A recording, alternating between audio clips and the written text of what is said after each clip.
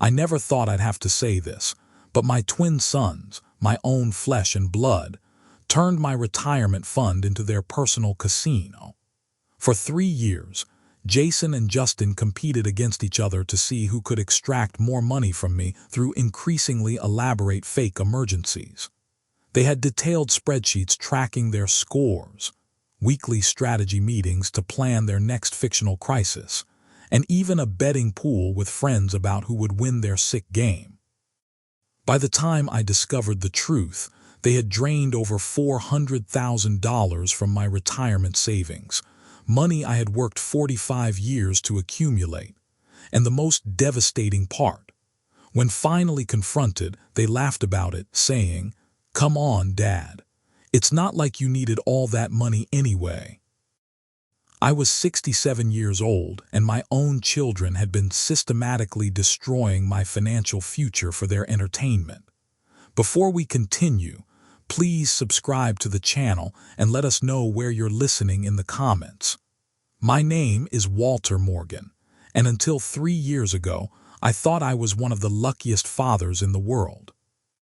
I had identical twin sons who had always been competitive but successful, a comfortable retirement ahead of me after decades as a civil engineer, and what I believed was a close-knit family despite losing my wife Margaret to cancer when the boys were in college.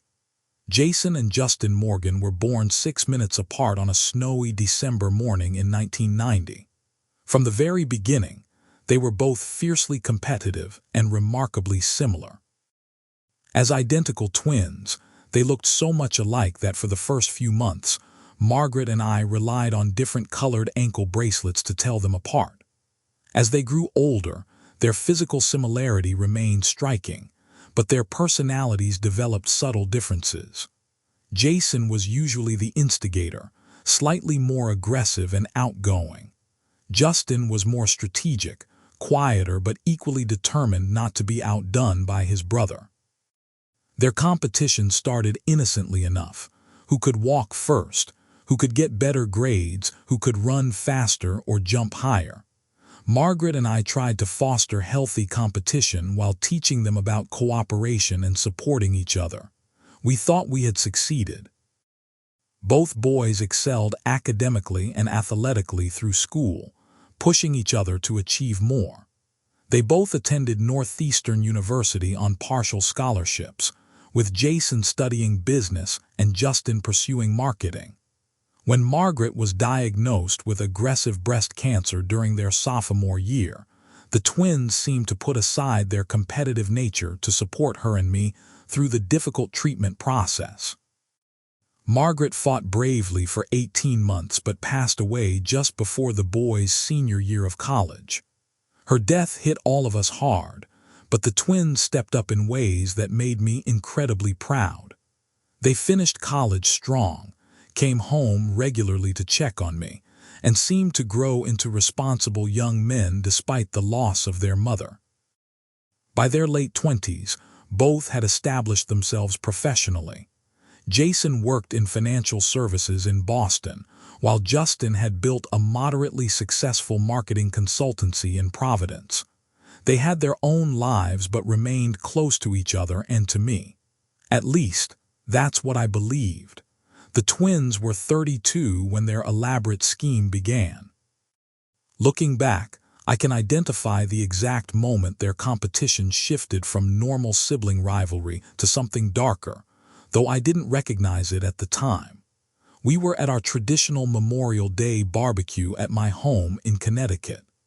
Jason had recently gone through a divorce from his wife Megan after just 2 years of marriage, and he was still bitter about the financial settlement. "She got half of everything, Dad," he complained as we stood by the grill. "Half of what I've worked for just gone." Justin, who was still single, couldn't resist needling his brother. "That's why I'm never getting married without an ironclad prenup. You've always been too trusting with your money, Jace." "Boys," I interjected, "money isn't everything. Your mother and I shared everything for 30 years and neither of us ever felt cheated." "That was different," Jason argued. "You and Mom were from another generation. People are more calculated now." I shook my head. I don't think human nature has changed that much. Trust and generosity are still important values. Speaking of generosity, Justin said with a sly glance at his brother, remember how you always used to give us money when we were kids, Dad? $20 if we got an A, 50 for mowing the lawn. Yeah, Jason chimed in, you were always there to reward hard work, unlike some parents who just handed out allowances for nothing. I laughed. Well, I believed in teaching you the value of earning what you get. Little did I know that conversation had planted a dangerous seed. 2 weeks later, I received a distressed call from Jason. His voice was shaking as he explained that he had developed severe abdominal pain and had gone to the emergency room, where doctors discovered gallstones that required immediate surgery. The problem is, Dad, my insurance has a $5,000 deductible that I have to pay up front. With the divorce settlement, I'm completely cash-strapped right now. I hate to ask, but could you help me out? I'll pay you back as soon as I get my next commission check. Of course, I agreed immediately. My son was in pain and needed medical care. I transferred the money that day and called him regularly over the next week to check on his recovery. He described the surgery in detail, the anesthesia, the 4 small incisions for the laparoscopic procedure, the soreness during recovery. I offered to come visit, but he insisted he was fine and didn't want me to make the 2-hour drive just for a short visit. I'll be good as new in a week, Dad. No need to worry. 3 weeks later, it was Justin's turn. He called with exciting news about a potential client for his marketing business, a regional grocery chain that wanted to revamp their entire branding. This could double my business overnight, Dad, but they want me to create a comprehensive proposal with mock-ups and market research, all on my own dime. I need about $8,000 to hire freelancers to help put together something impressive enough to win the contract. The opportunity sounded legitimate, and I was proud of Justin's entrepreneurial spirit. I transferred the money, happy to invest in my son's business growth. A month later, Jason called again. This time, his car had been totaled in an accident that wasn't his fault, but the other driver was underinsured. He needed $12,000 to cover the gap between the insurance payout and the cost of a replacement vehicle. I began to feel a slight twinge of concern about these financial emergencies coming so close together, but Jason sent photos of the wrecked car and a copy of the police report. The evidence seemed indisputable, so I sent the money. The pattern continued and escalated over the next several months.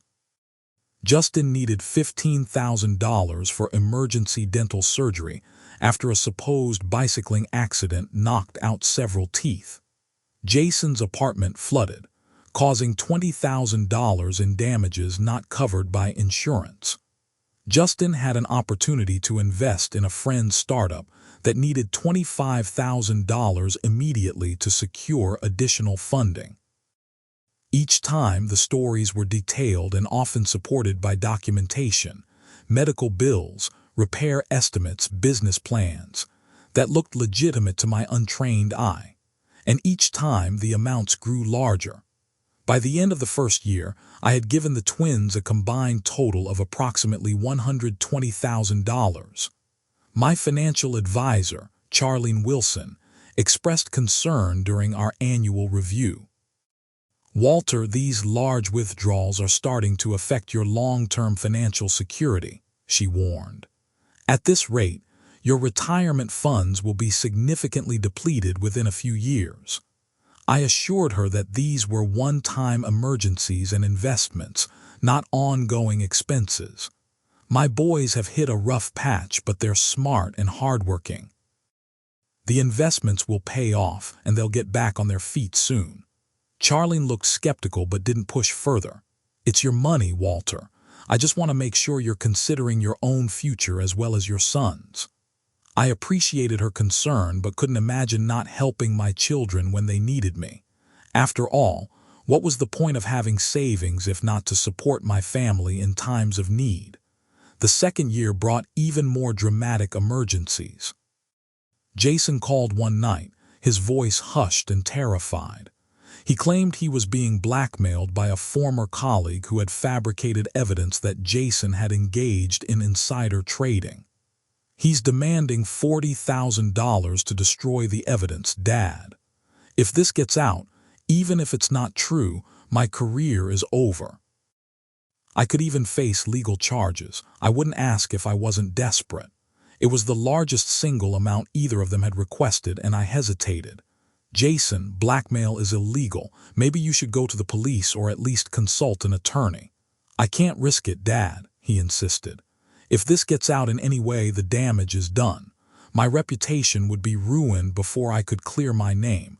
Please, I need to handle this quietly." Against my better judgment, I transferred the money. A month later, Justin had his own crisis. He had apparently been diagnosed with a rare form of skin cancer that required specialized treatment not fully covered by his insurance. He needed $35,000 for the treatment protocol. "The doctors caught it early, Dad," he assured me. "With this treatment, the prognosis is excellent, but I need to start right away, and my insurance is giving me the runaround about coverage." Again, how could I refuse? This was my son's health, possibly his life at stake. I sent the money immediately and offered to come stay with him during treatment, but he declined, saying the treatments were brief and he would be able to work through most of it. "No need to disrupt your life, Dad. I've got friends here who can drive me to appointments if needed." The requests continued. Justin's business needed another cash infusion to expand after winning the grocery chain contract. Jason had been mugged, and, in addition to his wallet and phone, the thieves had stolen an expensive watch that was crucial for his professional image but not covered by insurance. Justin's apartment building was being converted to condos, requiring him to either purchase his unit for $70,000 or move with little notice. By the end of the second year, I had given them an additional $180,000, bringing the total to around $300,000. My retirement account was seriously depleted, and I had even taken a mortgage on my previously paid-off home to help cover some of the later requests. I began to cut back on my own expenses, canceling travel plans, eating at home instead of going out with friends, and postponing needed home repairs.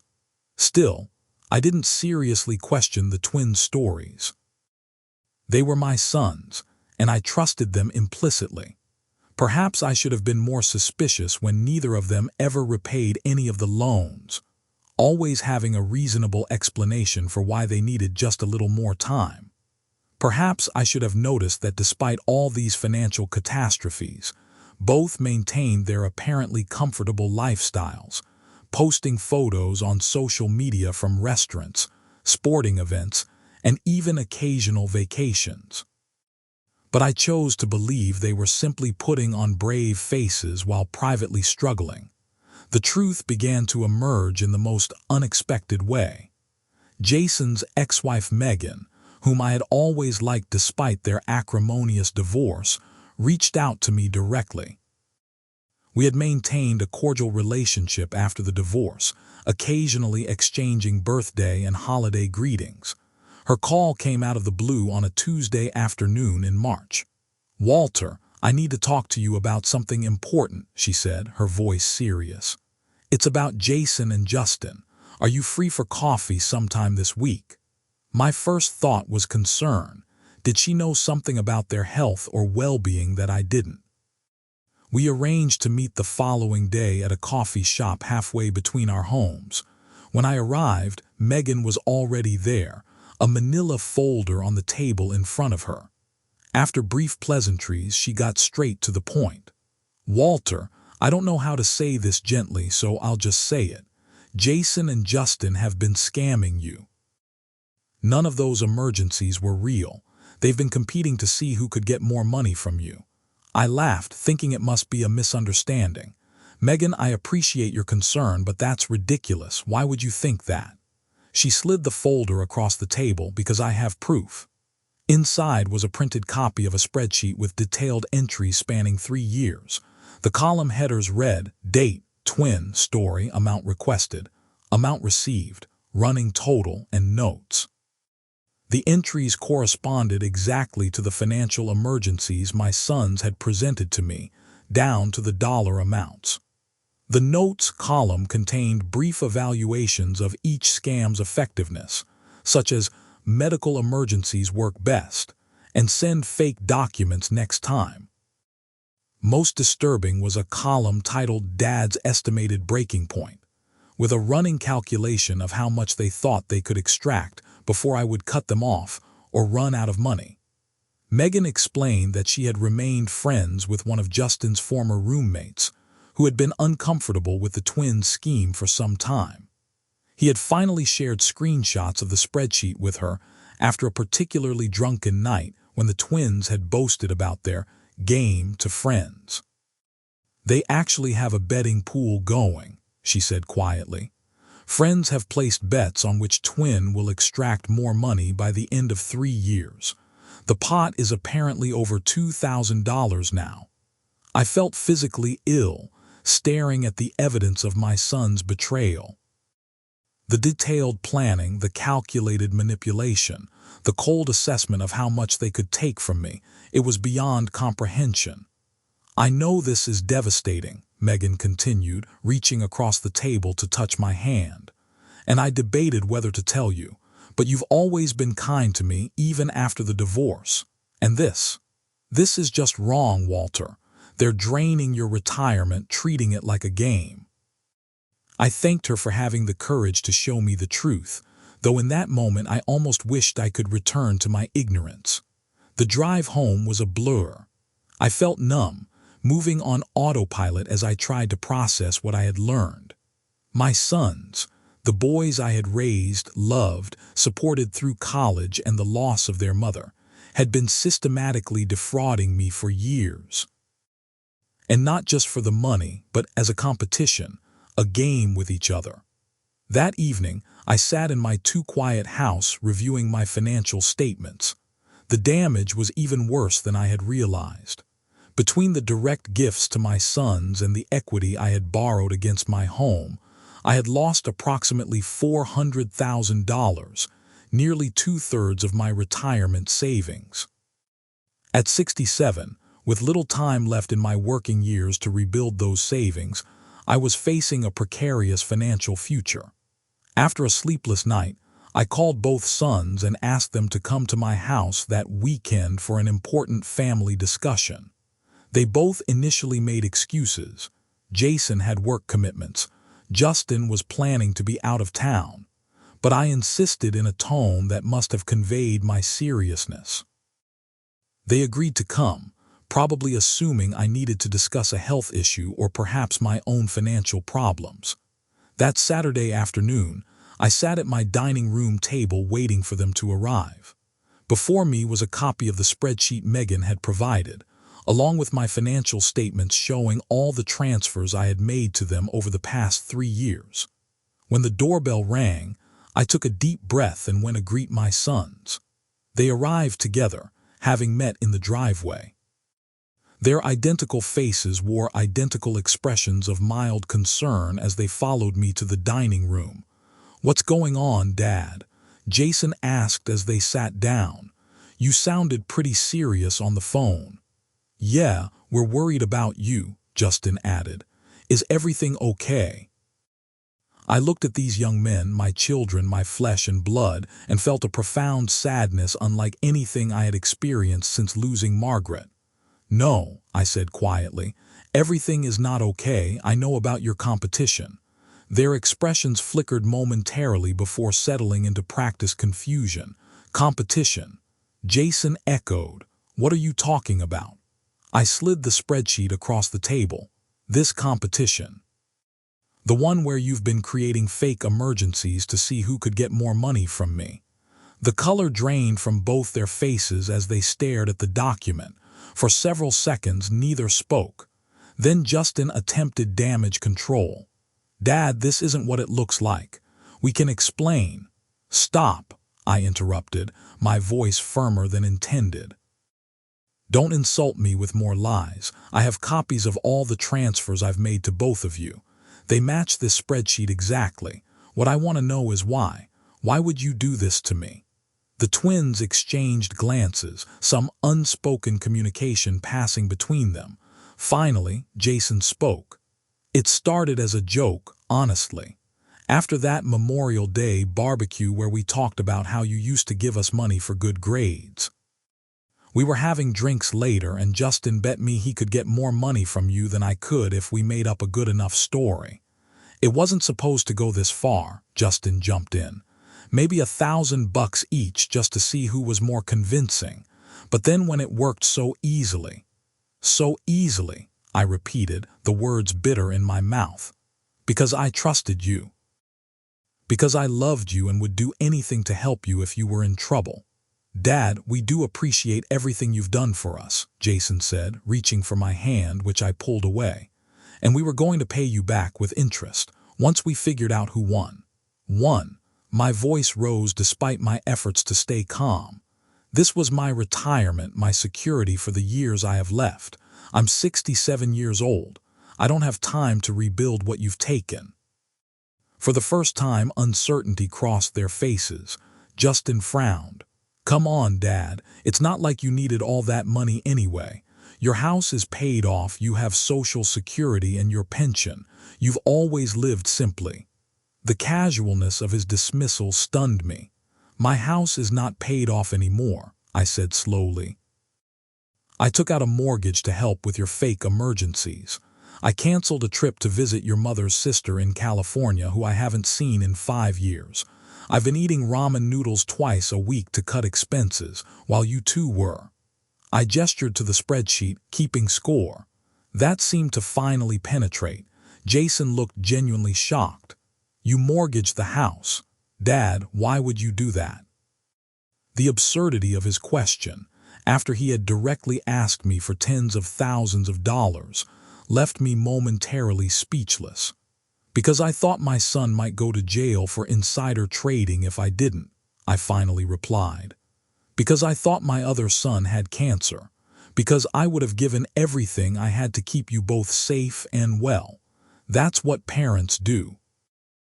The three of us sat in heavy silence for several minutes. Outside, a neighbor's lawnmower droned, a normal Saturday sound that highlighted how completely abnormal this conversation was. What happens now? Justin finally asked, his voice small. It was a good question. What does happen when you discover your children have been treating your financial security as a game? There's no handbook for this situation. Now, I said, you both are going to sign agreements to repay every cent you took from me with interest. I've already contacted my attorney who is drawing up the paperwork. You'll both meet with him on Monday. Dad, be reasonable, Jason protested. I don't have that kind of money liquid right now. Neither do I, Justin added quickly. My business. Your business is doing fine, I cut him off.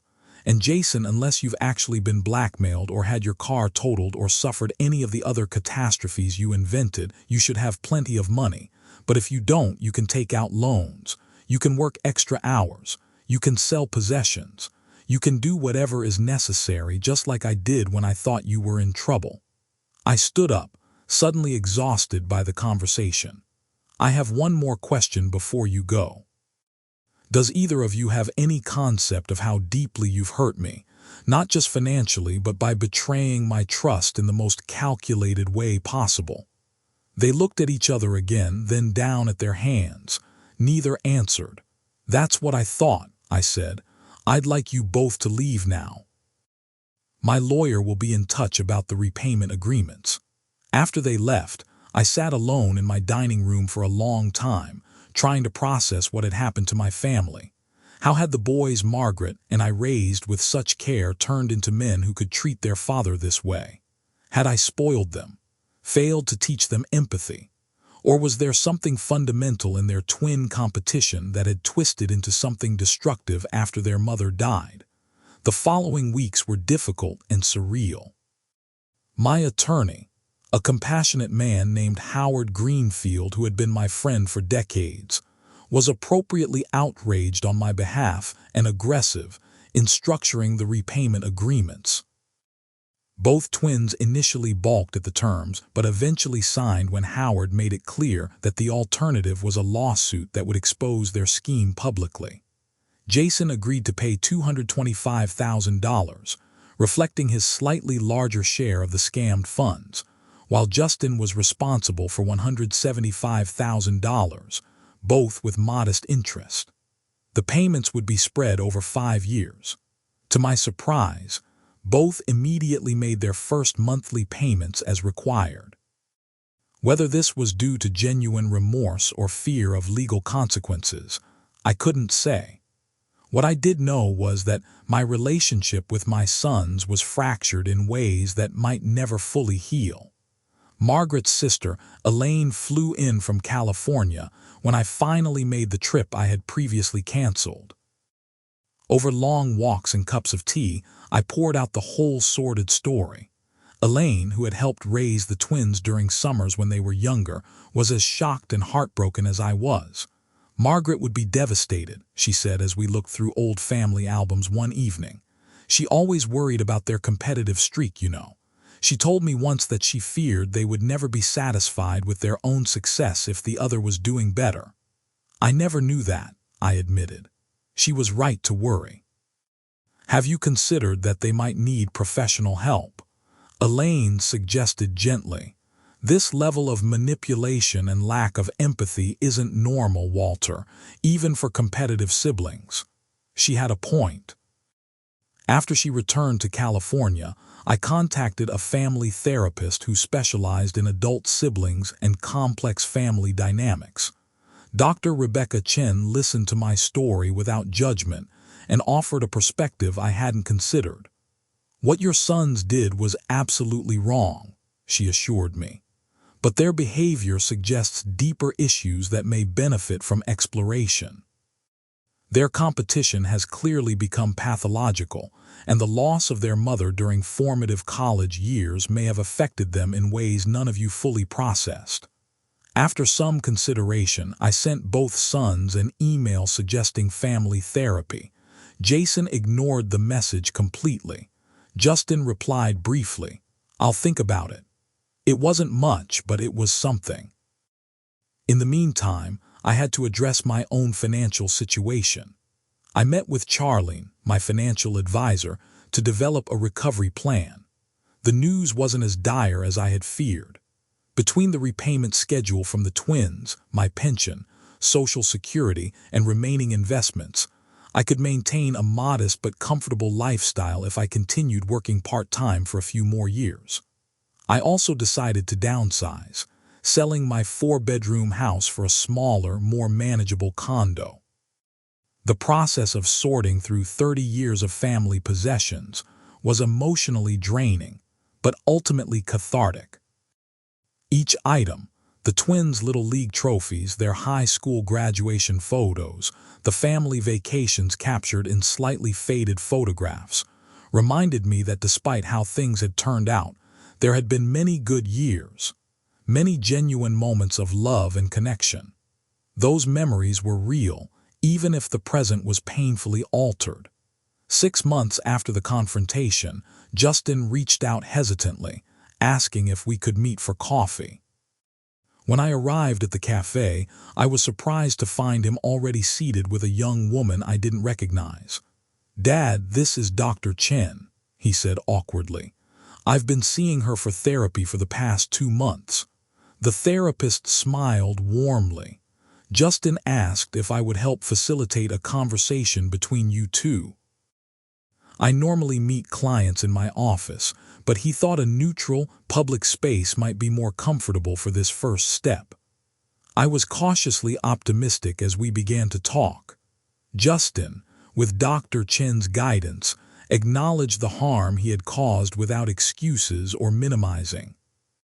He spoke about the competitive dynamic with Jason that had spiraled out of control, his struggles with feeling overshadowed by his brother's more outgoing personality, and how the game had become an addiction of sorts, each successful deception giving him a rush that he craved repeating. "I know an apology isn't enough," he concluded, "and I'm not asking for forgiveness yet. I just wanted you to know that I'm working to understand why I did this and how to make sure I never do anything like it again." It was a start, a small step towards some kind of reconciliation. Jason's path took longer. For nearly a year, our only contact was through his monthly repayment checks, which arrived precisely on schedule but without any personal note. Then, shortly after the twins' 36th birthday, a day I had marked quietly alone, I received an unexpected package from him. Inside was a leather-bound book. When I opened it, I discovered it was a handwritten ledger detailing every payment he had made and would continue to make until the debt was satisfied. But more than that, each entry included a reflection, a memory of something I had done for him over the years, from teaching him to ride a bike to helping him move into his first apartment after college. The final page held a letter. "Dad, words can't express how ashamed I am of what I did to you.